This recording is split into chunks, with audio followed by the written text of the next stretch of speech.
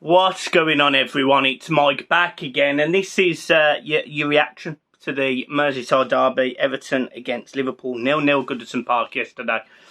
And I wanted to take my time on this. I wanted to watch Match of the Day. I wanted to watch the highlights on other channels. I wanted to be able to review things properly because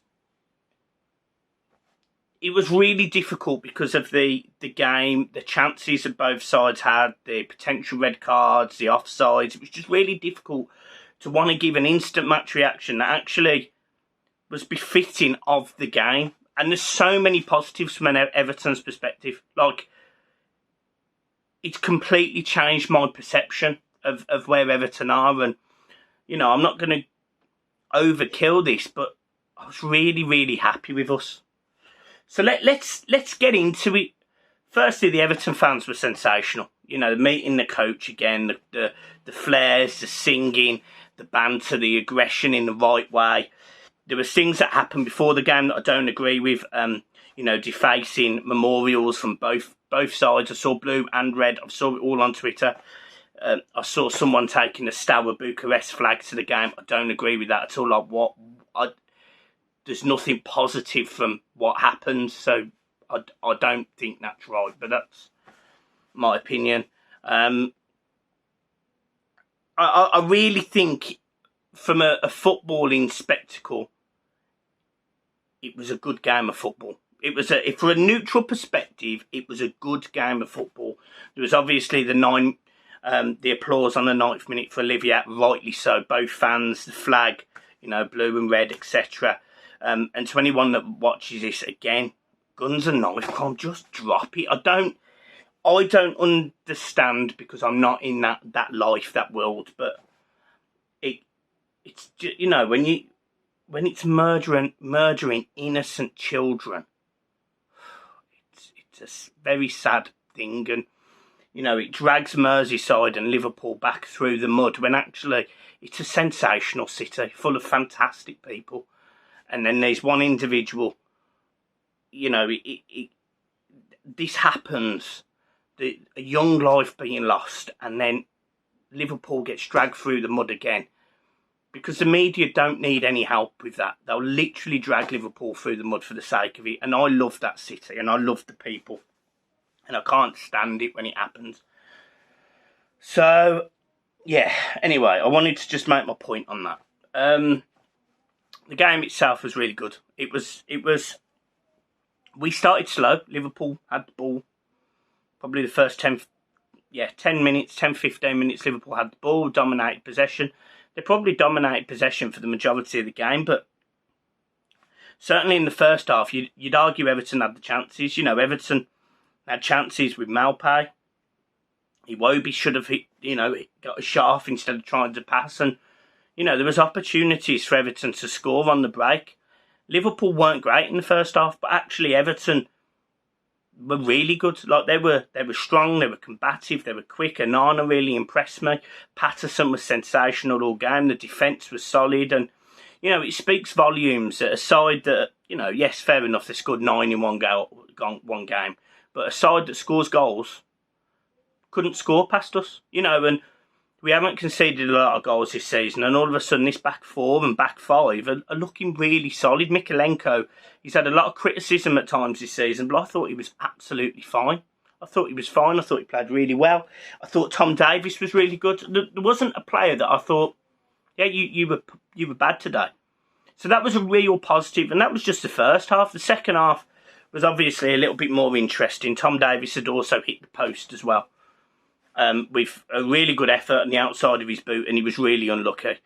And the second half was no different. There was chances. Everton were on the counter. Malpay had a chance. He should have probably laid it on a bit further to Onana, who literally was in acres of space. We actually scored. Again, good football, ball across the box, and Connor Cody scores, but he's offside. There's a lot of people talking about these lines and positions and VAR, and it's without really going into VAR, which I don't like, and I am fed up of it. And I think probably 95% of Evertonians are fed up of VAR. It's really difficult to pass comment on it. The one that they showed on the telly was offside. From one angle on the other side, it looks offside. But then from another angle, where the lines apparently should be, he's onside. So, I don't know. I don't know this VAR rule. I said it when we played Leeds. I don't understand it anymore. So I'm not going to all of a sudden start going, it's a goal or not a goal, because it would be unfair for me to start going, we should be getting these goals. If we're offside, in technicality, letter of the law, it's offside. I don't agree with the letter of the law. I don't agree with this whole shoulder thing and arm sleeves for handball. I don't agree with any of it. But if it's the law, it's the law. Do the top six get away with more than Everton and West Ham and Newcastle, Leeds? Yeah, they do. Yeah, they do. But I just don't agree with it. It's fundamentally wrong. VAR is fundamentally wrong, and it's a way that the Premier League can be corrupted. But I don't know if that offside was offside. So I'm not going to sit here and go ham on it. I'm not. So Everton were fine. Now, obviously, Liverpool come into that game and they also had chances. Pickford was sensational. He made some fantastic saves. There was an exquisite volley from Darwin Núñez. It was a great volley. He's got it on the half term and he's made a save and Pickford's literally flicked it onto the post. Then the corner comes in and he makes another great save. Then they hit the post again. Then there was another great save that he pushes onto the post. He was magnificent, and we needed to see that because this season I have criticised Pickford for looking ropey, and yesterday he looked solid. He looked great. His distribution weren't great. He kicked a lot of balls out of touch. You know, I think this whole distribution thing with Pickford is a bit of a myth.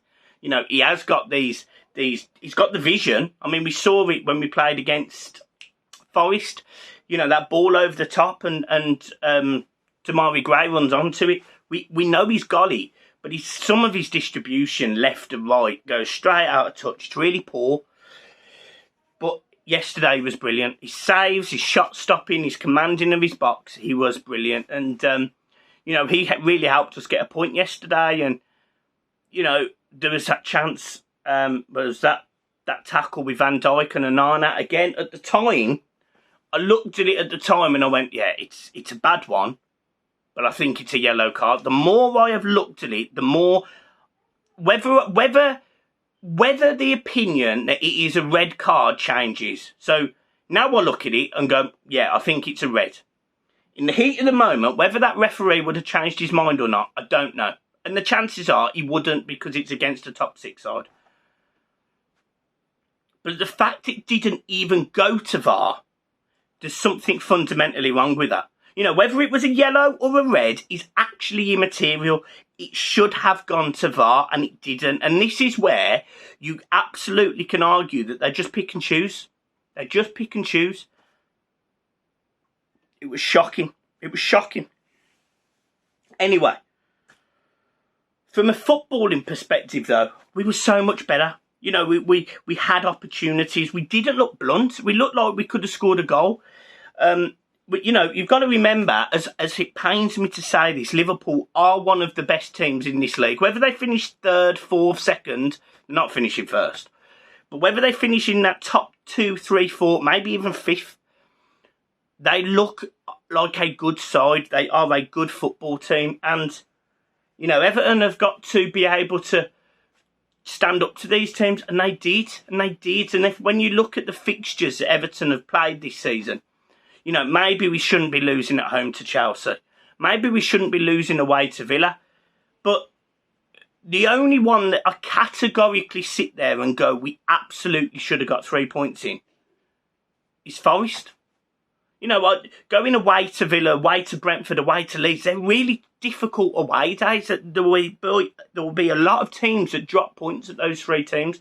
Yeah, actually, Everton could have walked out with a draw in every single one of those games, and they did in Brentford and Leeds. Then you've got Chelsea, which was a really poor moment by Decore, and rightly so. You know, even when he's back fully fit, he won't be in this team. He shouldn't be anywhere near it, because your three midfielders that start will be Onana, Iwobi and Garner. Them three yesterday, when Garner come on, he was sensational. But so was Davies, so I'm not sitting there slagging him off.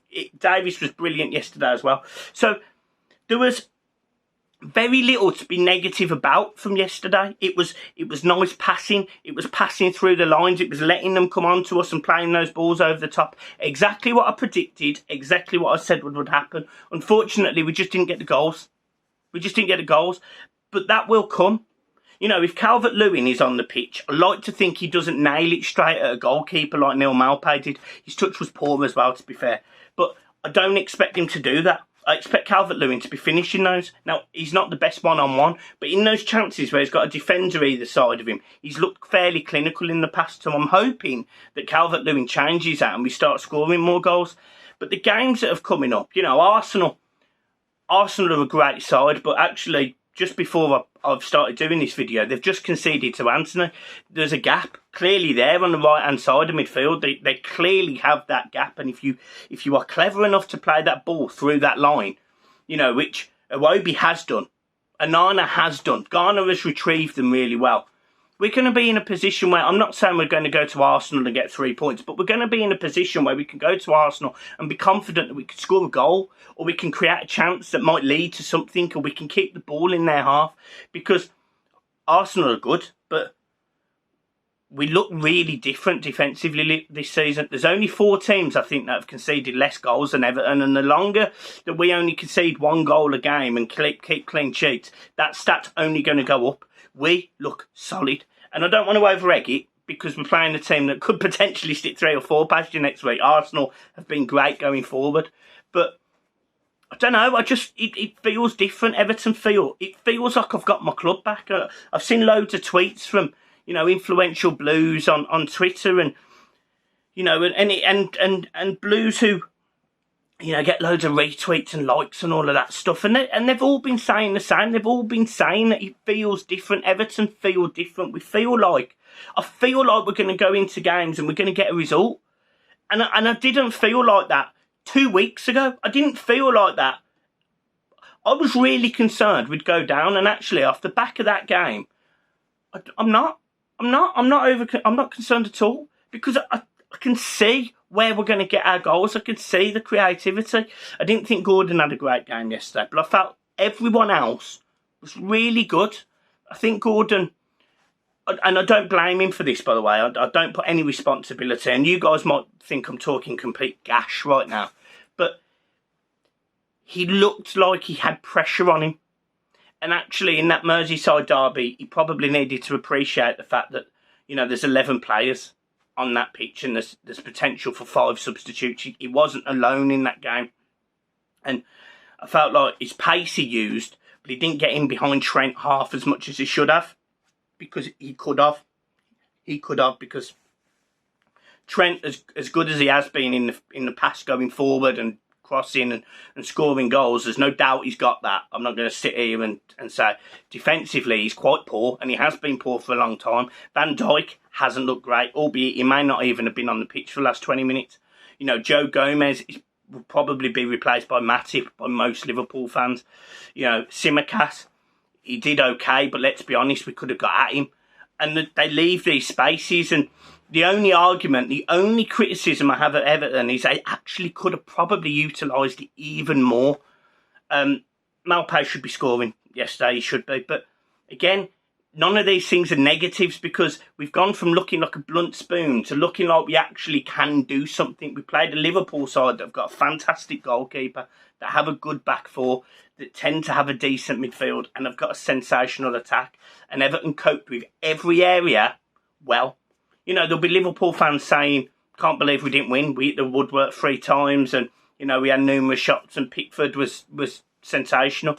But you have to. That is exactly how teams like your West Hams, like your Evertons, like your Villas, like your anyone, Newcastle's, whoever, you do have to have that bit of luck, but also that that ability to bounce back once they've hit the post and go again and not stress about it. And Everton showed that yesterday in abundance. We were completely different to how we've been. And I think when you start adding Calvert-Lewin back into that, when you can start rotating the wingers a little bit, you'll be fine. Dwight McNeil as well had a great effort, and it's brushed someone's arm, and Van Dijk's. Now again, wasn't looked at by VAR, and I'm not sitting here saying Stonewall penalty or any of that. I'm not going into that depth. What I'm saying is, I don't understand why it's not looked at, and this is where I just believe the Premier League's corrupt. It's finished. It's done. It's done.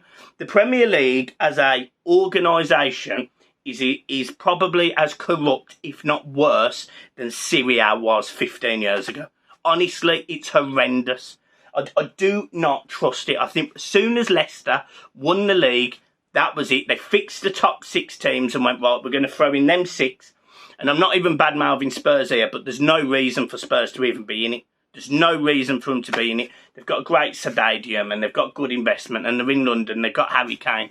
But if you took Harry Kane out of that Spurs side and you wiggled it around a little bit, they're not a top 6 side. They haven't got the same history that a Villa and Everton, even a Forest, have. So based on that, are they top 6? I don't know. So it will be really interesting how this all transforms going forward. Everton will have a nice fancy stadium in 2 years' time. I don't think we're going to go down this season. I haven't actually done a match. I haven't actually done a league table prediction. And the reason why is I wanted to see what the summer held. I wanted to be able to make you an informed decision. Now, I think Everton finished 13th this season. I think Everton finished 13th. I think the teams that go down will be Bournemouth, Fulham, and Notts Forest.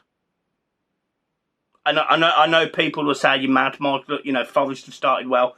Bournemouth have they got their win at Forest yesterday. But I think all 3 of those teams eventually will run out of steam, and I think they'll go down. Don't get me wrong. I might be wrong. Maybe we will be in the mix. Leeds didn't look great yesterday either. Etc.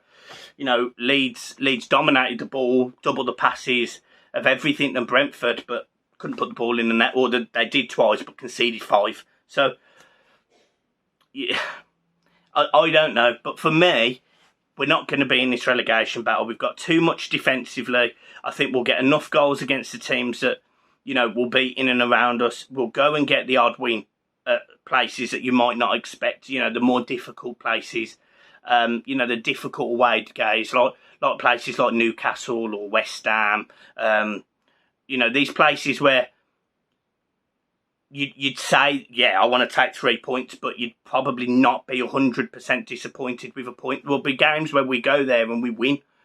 And we'll win our home games. There won't be another Forest this season. I do not believe, from say 3 years when we played Norwich and lost 2-0 under Marco Silva, I don't believe that happens this season. I don't. And I didn't believe that happened when we scored in the 85th minute against Forest, because the Everton of last season would have literally lost every single game we've played so far. We would have. But Frank Lampard has instilled this togetherness, this honestness, and this brashness, this eagerness, this if an Everton player gets pushed by someone and it gets a bit ruckus, there'll be Everton players there. In the ref's ear, there'll be Everton players there. The only one thing that I think Everton, and he probably didn't realise at the time, was the handball. This should have gone, is that handball? But VAR is a waste of time for teams like us. So this is why we've almost got to concentrate on taking points off the other 13 teams other than the top 6. And if you can't do the maths, Everton's the other one, which makes 20. You see, there'll be some of you in them comments trying to do me. So yeah, I'm really happy. I'm really happy. Of course, I would have wanted 3 points. But I think on the balance of play, I think I probably do take a draw. Do I think we could have had a few decisions? Yes, I do. 100% believe we should have. But it is a derby and it does get ferocious, and we don't ever get the look of the green. Now, if we go to Arsenal and something happens, I think if the Van Dijk incident happens with it being, I don't know, say a Gabriel, I think it at least goes to VAR. But the fact it was a derby, I think that's what stopped it going to VAR, because they think it's an aggressive game, etc. And actually, there was a couple. I think it was Simicast went through the back of, it might have been Gordon. And that, again, that was a bad challenge. So, yeah, look, it happens. I'm not overly losing sleep about it, because I'm trying to take the positive out of it. I'm trying to be positive. I'm trying to think, this team's good enough, and it is good enough. It absolutely is good enough. The building blocks for this team are there. So as long as we can stay in the league this season, which I think we will, we'll build next summer. We'll build next summer. And Lampard, as of right now, has my complete backing. We're unbeaten in 4. We've conceded 3 goals in 4 games. There's not many teams in the league that can vouch for a defensive record like that. So, guys, look, I'm leaving it there. Make sure you hit the like button and subscribe. Cheers for your support as always. If you want to share the link to your friends, go ahead. Peace.